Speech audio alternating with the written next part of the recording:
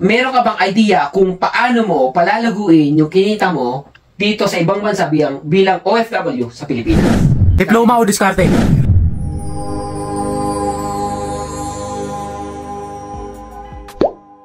Masaya ka ba na uuwi? Ako, totally, yung 100% na hindi. 100%. No, elaborate ko. Bakit? Kasi unang-una, alam kong medyo malabo ako makabalik dito. Kasi matagal akong hindi nakabakasyon eh. 5 years. 5 years. Kasi gawa ng pandemic. So, nung mga pandemic na yun, sinuportahan ko pamilya ko. So, yung sinasabi mo na masaya ba ako sa pag-uwi, hindi ko masabi na talaga masaya. Kasi hindi ko alam eh. Hindi ko alam yung dahil sa 5 taon na akong hindi nakauwi, nakabakasyon. Hindi ko alam yung galawan na doon. Kaya sinabi ko rin diyang masaya. Unang-una, sa tagal ko na rito. 11 taon. Diba? 11 years, guys. Pangalawa, nasanay na ako dito eh. Baka, yun naman ang mangyayari doon. Marating ako doon. Yung tinatawag na lifestyle inflation. Nagkataon. Baka, naging comfort zone ko to. Oo, comfort zone. Mag-iiba ngayon yung flow ng ng finances mo ba? Kaya nga. Ngayon, pangatlo, sabihin natin, basta kasama na doon yung hindi ko na kayo makakasama sa trabaho o dito sa lugar na to. Kasi malalayo na ako eh. Pero siyempre, kailangan kong gawin itong umuwi.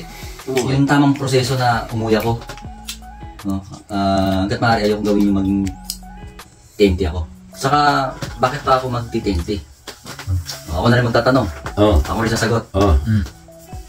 Kasi hindi naman ako masaya talaga dito eh. Bakit hindi ka masaya? Sige. Kasi isipin mo, puro trabaho. Ano pa? Tapos malayo sa pamilya mo. Wala akong sariling pamilya. Pero yung mga kapatid ko, sa pamangkin.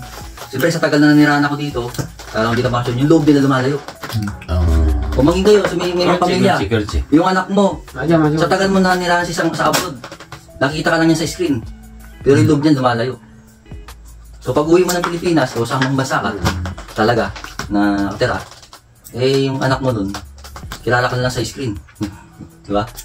So, ano ang magpapasaya sa'yo? Sa akin, ang mapagpasaya sa akin, magmaabot ko yung goal ko. No? So, ano yung goal mo na yan? Yung goal ko na, siyempre, magkaroon ako ng unang-una, sariling pamilya. Yung magkakaroon yan eh. Magkakaroon ka ng asawa, gano'n? Asawa, anak. Tapos, may negosyo. Na sasapat ko, hindi lang sabihin natin, medyo nasusustain yung pangangailangan mo. Kahit na masubra man ng konti. Basta yung hindi magkukulang. Yung makasurvive. Makasurvive talaga. Ganon. Then, siyempre, kasama ko sila lagi. Always, di ba? Anytime. Anong payo mo pare sa mga aspiring pare na parating ngayon dito sa Korea or kahit sa mga tao na gustong mangibang bansa? Anong gusto mong sabihin sa kanila? Ano yung mga diskarte para magkaroon sila ng positibong mindset sa buhay? Sa mga magandang topic yan. Aspirant na gustong pumunta dito, tibayan yung loob nyo at ipursige nyo. Take a risk. Lumabas kayo sa comfort zone nyo. Kasi ganyan din ginawa ko eh. Pag hindi kayo balis sa Pilipinas, pansamantala, o pang medyo pang matagalan na, ay hindi kayo basa-basa aangat sa buhay. Hindi basa-basa ang gagandang buhay nyo. Ito mga kasama ko, ganun din yun eh. Beer. Ngayon, tingnan nyo, nakita yung mga alak na yun dyan, no? Di ba? Masinggiro yan. Magkano na sa Pilipinas? Dito, overtime lang namin yan. Yun. Paano masabi? Hindi nasabi ko. Yabang nito Hindi, totoo yan. Totoo yan. Kaya, punta kayo dito. I never love you anymore. Ngayon, huwag kayo matakot. Punta kayo dito. Gawin nyo. Kasi talagang gaganda ang buhay nyo. Nga lang, kailangan mag-take ng risk kasi dito, may stress talaga. At least may pera ka. Diba? Kung gusto mong gumanda ang buhay mo, mag-take ka ng risk. Ano ang pinagbago ng buhay mo noon sa buhay mo ngayon? Na nakapag-Korea ka. Nakapag-Korea ka or nakapag-abroad. Abroad ka, OFW ka, mas malaki yung kinikita. Ito malaki pinagbago. Kasi, unang-una, financial. Diba? Correct eh, totoo. Bakit? Una, magkano bang alam niya, sa Pilipinas, magkano lang kita. Pag empleyado ka doon, dito. Diba? 80. 80,000. Minimum. Minimum. Minimum, araso. Isang buwan sa Pilipinas.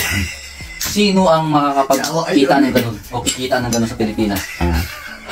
Di ba? Kahit yung bagong engineer, kikita ng ganun eh. Tatlo lang tayo dyan Na, di ba? Nakapasok sa company. Ano pang pinagbago? Ito ang, ano pa? Pinagbago. Oh. Attitude. Since 11 years ka na dito, meron ka bang idea kung paano mo palalaguin yung kinita mo dito sa ibang bansa bilang OFW sa Pilipinas? Okay. Ang una ko kasing natutunan kung paano palaguin yung kinikita ko dito ay yung mag-investment ako sa Pilipinas. So, yung una, nag-ipon muna ako. Kasi ang unang naisip ko, o natutunan ko dito, anong pwede mong invest sa Pilipinas, ay yung magnegosyo ng rental units.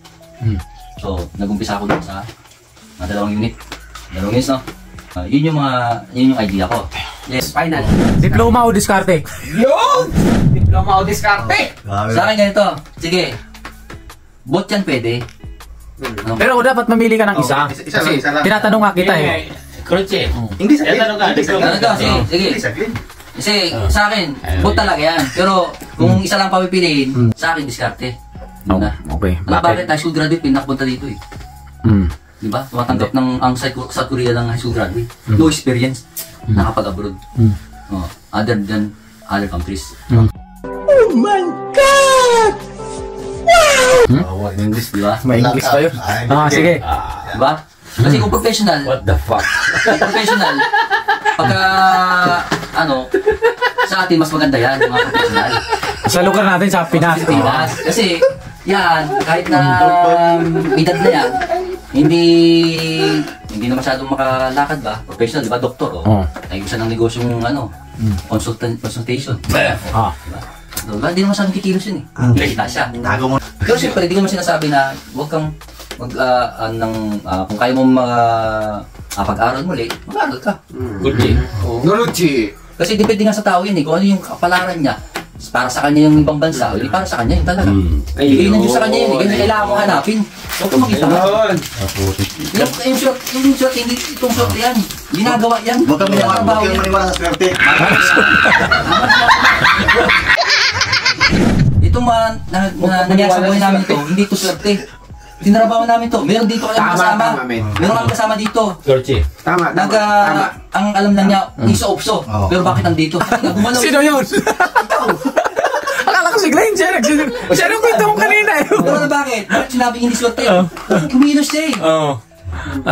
Alam niyo mga mokongs. Tama. Yan yun. Ito yung 8 years sa Korea na yung alam lang iso-opso. Iso-opso. Guys. Pero yung iso-opso na yan, marami ng meaning. Lahat ng words ando na yun. Yung buong paragraph. Buong sentence ando na, lahat na. sentence. Ando na yun. Yung iso-opso na yan. Iso-opso. Guys, don't take it today, John. Iso-opso, pero pakita natin mga ginto, isa. Ito ba? Alam mo ba? Kita mo. Kabayan, Dalawa. yan.